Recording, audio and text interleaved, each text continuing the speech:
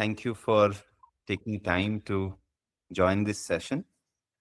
So, last week we started off with our discussion on how yoga actually helps us manage different diseases or different issues that arise in our body. And we went through a important point, which was the difference between a state where a particular function of the body is not optimally performing and one where I have a condition where I need medical help. So the difference between dysfunction and disease is important for us to understand. Many a times, a dysfunction can lead to a disease which otherwise could have been avoidable.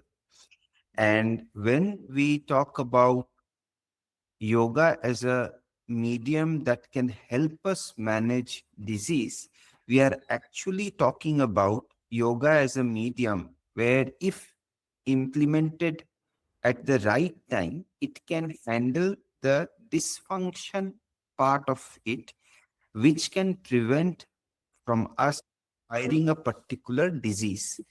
So it becomes important that we understand the difference between dysfunction and disease. If there is a medical condition, there is no substitute for that. We have to go and take medicine. Then the role of yoga becomes supportive, that it will help you manage your disease. It will help you even sometimes manage the impact or adverse effect of the medicine that you are taking, and it will help you improve your condition. But if applied at the dysfunction stage, it can help you prevent the disease. So this was one key point of discussion that we had last time. Now, another thing that we discussed, the mechanisms through which yoga can operate. One of the primary mechanisms through which yoga helps us manage disease is nervous system regulation. Our nervous system being continuously in a hyperactive state or in a fight or flight mode, it can help us bring our nervous system in a rest and repair mode. So from hypoarousal, we could calm down and become optimally active. So this part is where nervous system regulation comes in. Now, nervous system regulation is helpful in several situations, and it helps us in specific situations. Say we are suffering from anxiety, or we are suffering from restlessness, or any kind of issues where mind takes precedence, plus hypertension, etc. So nervous system regulation is important for handling several lifestyle related issues. How does it happen? One, it helps us through breath normalization. If I can regulate my breath, which I do in yoga quite often, then it has an impact on my nervous system as well. And breath normalization can help us in a hormonal balance also, and release of proper hormones. Because I am less excited, it helps me to reduce my stress hormones and bring back some kind of sanity from a hormonal perspective as well. So breath normalization is the second area where anxiety, fatigue, poor focus, dizziness, these all can be an impact of either breath regulation, where my breath is either heavy, or I'm holding my breath, or there is too much of mouth breathing or rapid breathing. Situations which are directly, you can view your breathing, you can observe how you're breathing, and you can understand that there is something wrong with it. And then you can go in for rectification of how you breathe. That has an impact on the body. So that was the second mechanism. Then we went in for how movement repatterning can help our body. So range of motion, bone density, developing muscles, maintaining muscles, flexibility, cardiovascular activity. These are all things that we could benefit from if we are moving well enough and moving in a regulated manner. Yoga helps you move your body in not only one way, like when you go out for a walk, It's one kind of movement, but it is movement. And hence you get a lot of benefits of the movement, but not the full range of benefit. Movement repatterning happens if you are involved in yoga practice, where from bone density to range of motion, many parameters that could have a positive impact because your body is moving, that gets accelerated because of yoga practice.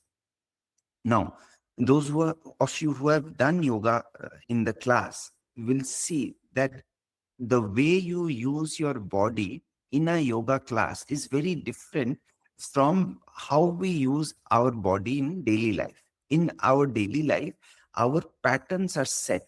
So we wake up, we have a set of movements throughout our house. We go for like freshening up, to the washroom, breakfast, to the car, and back. So you will see there's a pattern that we follow, and it's a habitual pattern. It results into patterns of movement, and hence my body is not utilized in many ways it should have been utilized. So the range of motion and the pattern of movement, everything gets limited. That will change. And once you change that, your muscles, bones, ligaments, fascia, cardiovascular health, everything that is related to movement gets a benefit there. So that's the third way yoga helps you manage and fight diseases, your attention training. Attention training is more in the sense, if you have a mind related issue where you are anxious or depressed, or you are continuously thinking about same problem, etc., which is not allowing you to sleep, then attention training, this aspect of yoga, which is the meditative aspect of yoga or the breath control aspect of yoga, can help you train your attention, which will bring your focus in the here and now, and hence in a roundabout way help you manage lot of lifestyle related issues. So attention training is the fourth mechanism where yoga plays a part, so that yoga can be of use in a therapeutic way in our lives. Like not only just as a medium for exercise, but as a medium which can bring about lasting change in my health, and can help me either manage a physical condition or completely avoid a adverse physical condition. Then the fifth mechanism that we discussed was a behavioral reset. So if somebody is training for attention, then your capacity to observe increases. And once you start observing your own routine, your own eating habits, your own self-care routine, so then there is an attention to self, which is quite healthy. I am in a very positive way concerned about my own behavior, which is born out of indiscipline or inadequate knowledge, or just out of habit. So there is an opportunity to do a behavioral reset if I am training for attention. So that's the fifth mechanism. So these are five mechanisms, and we did an overview of these last day, and we discussed disease versus dysfunction. So this was the crux of discussion last day. Any question that you may have vis-a-vis the discussion that we had last time, or vis-a-vis if you want me to elaborate on any therapeutic usage of yoga, you could pitch in with a question or a comment. Since it's a therapeutic usage of yoga, so will you be dealing with any specific diseases? Can we ask questions regarding some specific diseases, like how to keep the kidney healthy, how to keep the heart healthy? Is it Yes. possible? Yes, 100%. Please bring in specific questions also, Mhm. and we will discuss it in a as broad a manner as we could. Yeah. As a matter of fact, I have listed a few conditions today. Okay. Uh, Straightforward, let's jump into that, and then we will go back to the broader discussion that we were. For the nervous system regulation, isn't it? Yes, but Yeah. if nervous system regulation will mean that I am again going into a lot of theory of how we go about it and how we help doing it. We go into nervous system regulation in the second half of the discussion today. All right. Straight away, I want to start with few of the conditions that I have listed down. Okay. So today's discussion, I am dividing into two parts. One, a list of conditions. Let's see how lifestyle impacts us, how emotional patterns help us, or actually are reasons why these emotional patterns can contribute to these conditions. If we can understand emotional patterns, then we can relate how nervous system regulation will help us here. Okay, condition, lifestyle factor, emotional pattern will give us a point of view in how nervous system regulation will help me in these. And then we go back to the last layer of the discussion, that how yoga plays a role in this. So that's how I've structured today. But feel free to interject everyone and bring in your point of view or anything that you think is important for today's discussion so that we can expand on what we are discussing. I have just selected a route for discussion. Okay. So diabetes is something that is common, and India is probably the diabetes capital, type 2 diabetes capital of the world. And a lot of factors contribute to why we suffer as a nation. Why do we suffer so much? And so there was this study of how Indians, or rather South Asians, store fat, and how Europeans store fat. Now, in that research, what they found was how South Asians store fat is primarily by creating visceral fat, while Europeans use subcutaneous fat. So essentially, they are increasing the number of fat cells, and we are expanding the same fat cell. Now, so if that is happening to us, we become insulin resistant way earlier. So that was the chain of thought that was being studied in that particular study. We become insulin resistant much earlier than a European does. And how we eat and how our calories are divided in a particular day, like if we are eating, say, 3,000 calories or 2,500 calories. Now, emotional factors that contribute to diabetes is if you are exposed to continuous stress, then even a small error in your food will result into massive impact on your body. Similarly, if you're continuously exposed to stress, then your sleep will be disturbed. So, stress, going back and disturbing your food and going and disturbing your sleep, becomes another route that diabetes can take to enter. Now, if that is happening, if there is continuous exposure to stress and there is a poor diet and there is poor sleep, then our cortisol levels are rising and we are becoming more and more insulin resistant. So this is the whole pattern that diabetes takes, how diabetes has entered every household in our society. Now, if I'm looking at yoga to help me, there is particular yoga postures that can help my pancreatic function as well as liver function. If I'm involved in yoga, then my awareness becomes high. And even if stress levels are high, my capacity to handle that stress is way more than if I'm not involved in yoga. So my stress handling capacity, both because of meditation plus because of yoga practice, is there. Then I'm regulating my breath as well. Now, when I'm stressed, then I breathe short. And if I'm breathing short, that tells my brain that there is something to be stressed about. So this is a vicious cycle. Yoga can help you break that cycle by reorienting your breath. Then, at least when there is no immediate cause of stress, you can be more relaxed by breathing normally so that the brain knows that there is no reason to be worried about. So, yoga, both with its yoga postures and by regulating its breath, helps you manage the particular organs in the body as well as stress, which has a roundabout way in impacting our or exposing us to diabetes. So, this is one chain of thought that I wanted to share. Any input on this, please? Hello, sir. Breathing, Yes, ma'am. I have this meditation class with Sudhir sir I was doing. So I have felt the difference. Yoga I was doing, but that meditation class was not, I'm not getting it. Means to say that is now getting balanced. Means both the things are getting balanced. And that Yeah. breathing pattern was not proper in myself. I have understood that thing.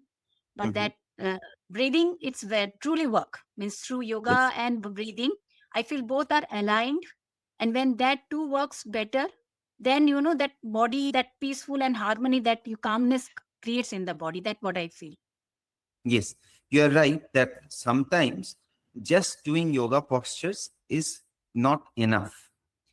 We must try to complement yoga postures with pranayam, pranayam with meditation. So, if we can add all the three things to our routine, that will be the best and ideal for us. Sometimes, Mm. when we have lack of time, then we should prioritize yoga postures.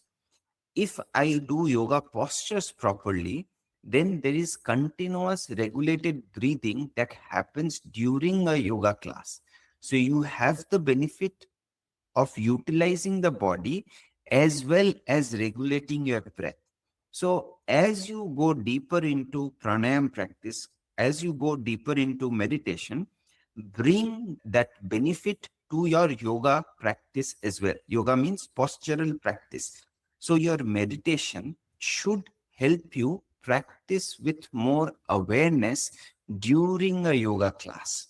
So Okay. yoga becomes a more conscious practice.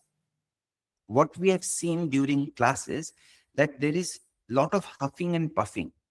It's 60 minutes non-stop we are practicing, but the mind has a way focus on incorrect things. How hard is the pose? How difficult is the Mm. class? Is the Yes. temperature? Whether I should take a break for water now or I should take a break for water later. So these are mini discussions that I'm having in my own head. If you want to improve your yoga practice and you want to utilize yoga postures for the full spectrum of benefit that it can give you, make your practice more conscious. So you must know which muscle to tense, which muscle to relax. You must know how you are breathing during the pose, how you are breathing while going up and while coming down and while holding the pose. Instead of practicing out of habit or a little unmindfully, make your practice more and more conscious. You will find the benefits out of yoga postures go manifold. Okay.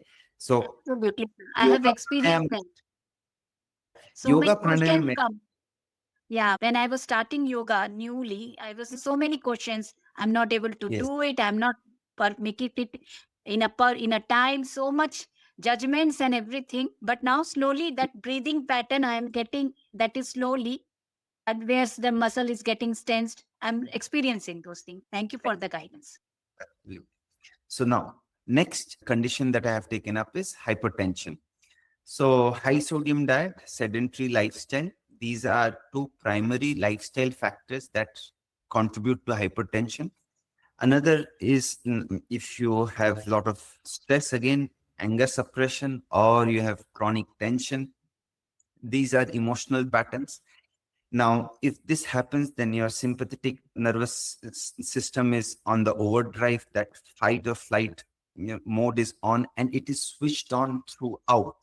Now, if you are on a high sodium diet, or essentially there's a lot of salt intake, then the volume of water increases in the body, and that presses against the arteries and the veins, which in turn increases your blood pressure. If there is a lot of stress and continuous stress, then how your heart pumps the blood different, and that results into hypertension. If there is sedentary lifestyle, then your muscles are weak, and if your calf muscles are weak, then calf muscles cannot pump back to the heart easily, and then that makes your heart pump even harder. And if you are practicing yoga, sedentary life is no longer applicable to you. So these are some of the ways that hypertension can be tackled. Meditation, plus there is a sequence of yoga postures that can help you with how your heart operates. If you have done classes with me, these are two specific poses that help you in hypertension.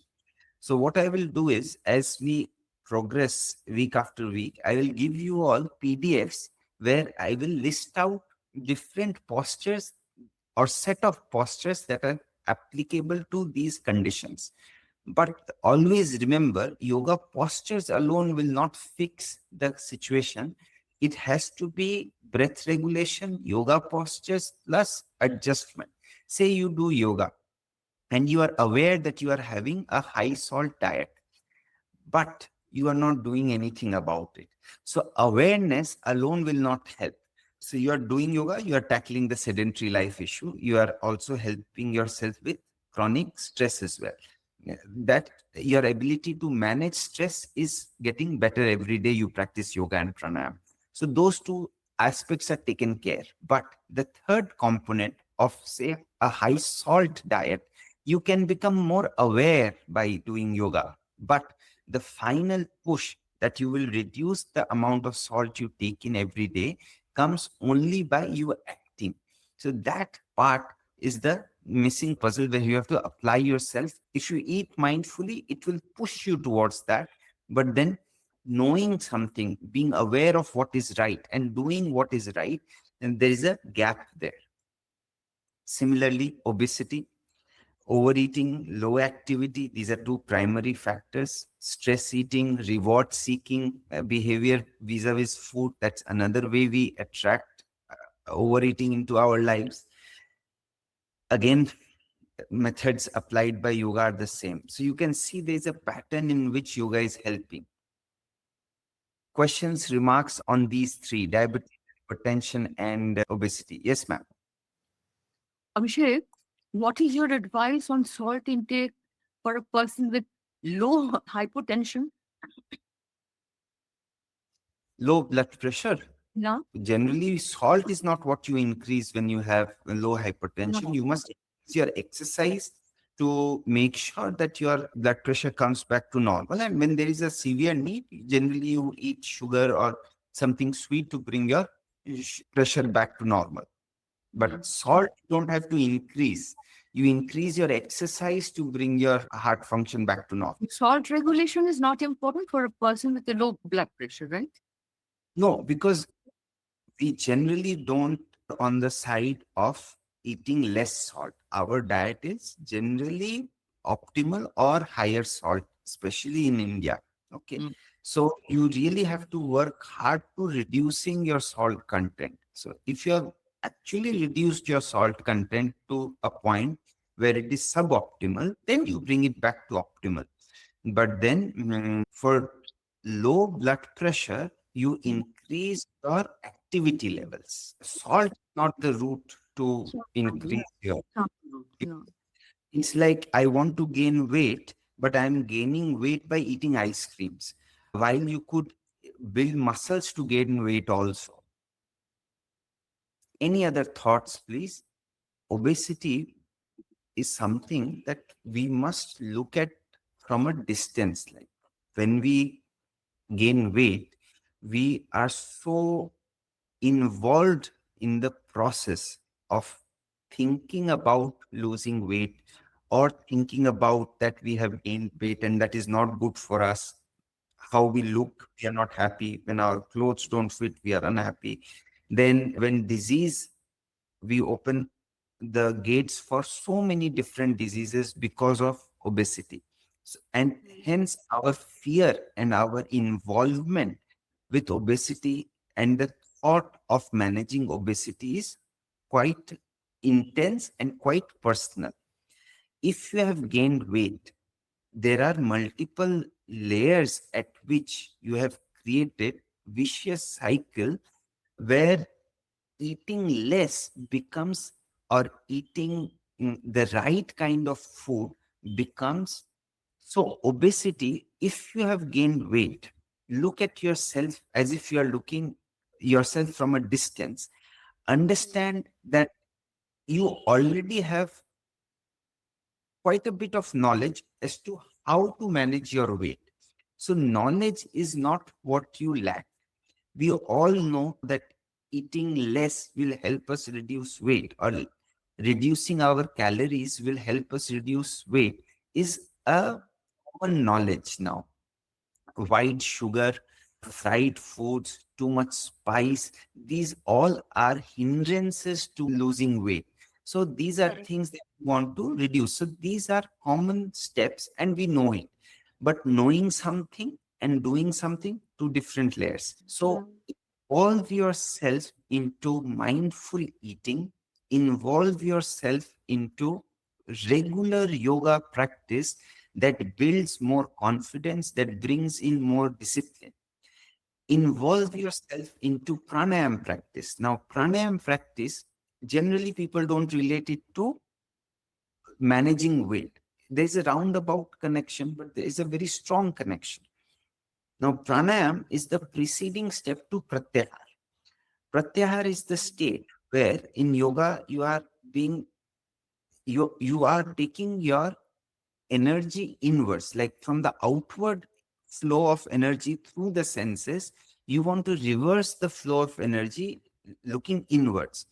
So Correct. one is to apply willpower to say no to a particular kind of food or to food itself.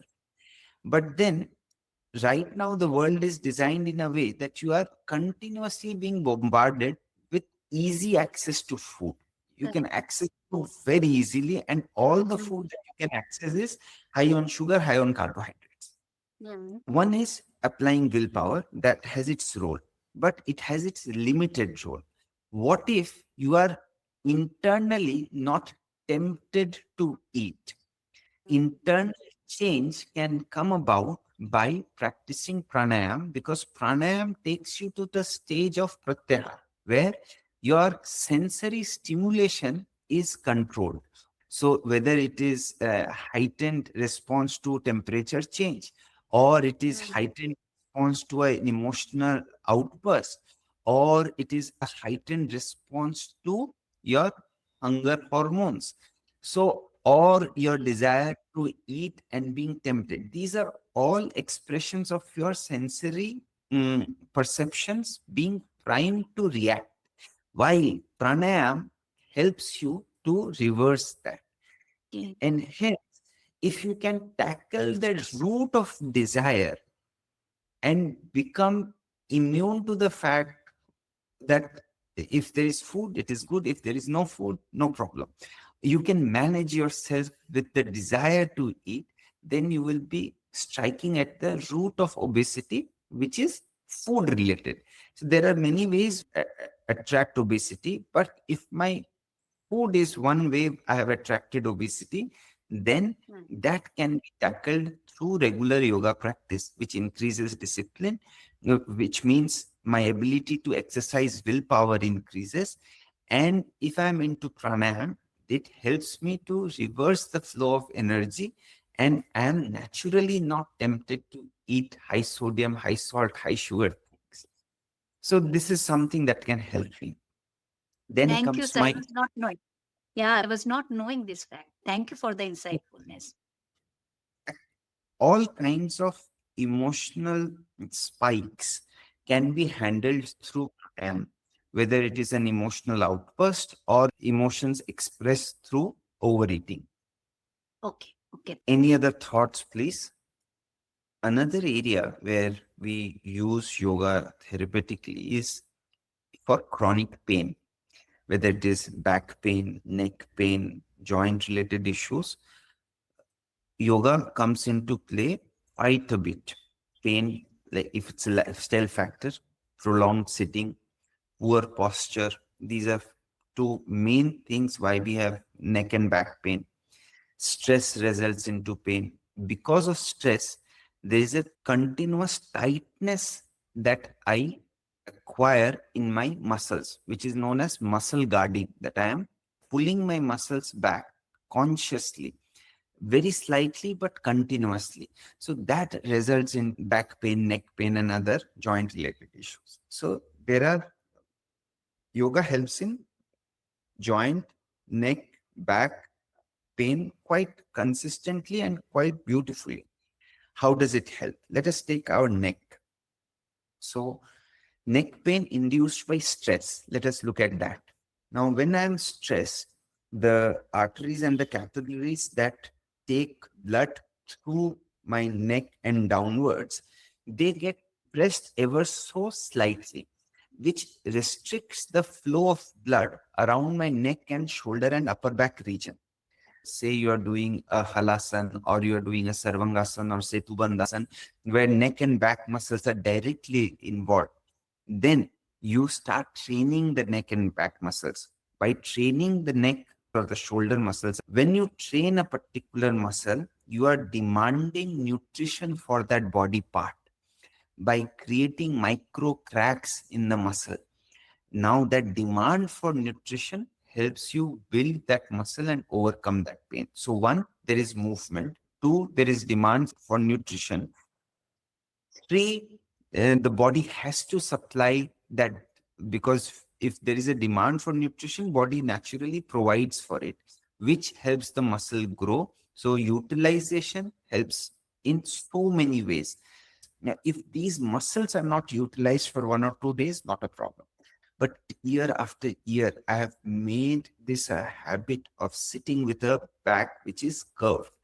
Now, this means I'm not utilizing that muscle on a day-to-day life. See, if you're doing yoga or if you're into any form of exercise, you utilize that muscle. For next 23 hours, you're not utilizing that muscle.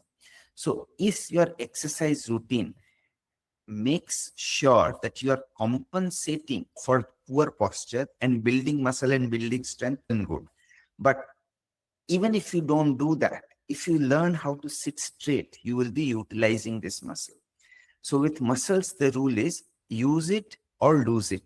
So if you sit with a curved posture, you're not utilizing your lower back, you are losing your back muscles. If you lose your back muscles, they become weak, pain, because midsection of your body is responsible for all kinds of movement, whether it is walking, whether it is running, whether it is climbing stairs, managing your body weight while being imbalanced, picking up something. For every single movement, you require your midsection. Now, midsection you have not used and you have lost out on muscle. That is why you will see core strength is a particular form of training. Like you train for core muscles, like you are training for bicep, tricep, arm, chest. In a gym, you train for your core muscles because core muscles have become so weak now. And from now, even if you never sat straight, if you start sitting straight, just sitting straight, in 1 year's, 2 years time, you have a back which is absolutely rock solid, and then you don't have to worry for throughout your life. But you have to learn how to sit straight. That's the basic utilization. Now, if you're not into a habit of sitting straight, you can use yoga to build strength around your back. So you have so many postures which are dedicated to your core muscles, and you can build them by utilizing them in a yoga class. Sitting straight in itself is a sadhana in yoga. Now, so this is with lower back region being weak. Now, weakness produces stiffness. Now, your lower back region and your hip muscles, they come together. Now, because lower back muscles and hip muscles are weak, they become stiff as well. Now, stiffness brings about its own pain. When you want to overstretch a little, when you want to go beyond your set pattern of movement, that stiffness of lower back also brings about pain. So if you're doing yoga, that muscles are relaxed, muscles are utilized, you build strength gradually. So this is how neck pain and back pain is handled. Any thoughts and inputs on these? Feeling tired after a yoga class can point out to many things, and building strength via yoga class is, these are two different discussions. If I want to build strength, then I have to get in the yoga practice that I am doing should include things that put pressure on the body. So if I'm used to doing, say, downward dog position, Adho Mukha Savasana, so I'm using two hands, two legs to bring the body in a triangular shape. Now, if I remove one hand and I am on three limbs, then the increased pressure on my hand helps me increase upper body strength. Similarly, if I can increase the pressure on my muscles while say doing Virabhadrasana or I am doing Utkatasana, so that increased pressure helps me build muscular strength in my legs. So when you doing yoga, do it in a way that you are pressurizing the concerned muscle properly. That results into a very good solid practice also, and that helps you build muscle also. But if you are tired after doing a class and that tired feeling persists over a period of time, then you must look at other factors vis-a-vis your nutrition, if you need any supplements, if you are drinking enough water, if you have slept enough. So look at other factors that are pushing you towards feeling more tired than usual. The weather is changing also. So from winter, we are moving towards summer. Summer is exhausting also. So have I factored in that? Have I factored my electrolyte and water intake based on me perspiring more? So if you are getting tired more than usual, then look at other factors as well. And if you see other factors are okay and you are still tired during and after a yoga class which is worrying you, then reduce the intensity of the practice. Go back to basics. Reduce the intensity of the practice and gradually take 1 month or 40 days to come back to your top gear. So slowly come back again. Sometimes retreating but not going to zero.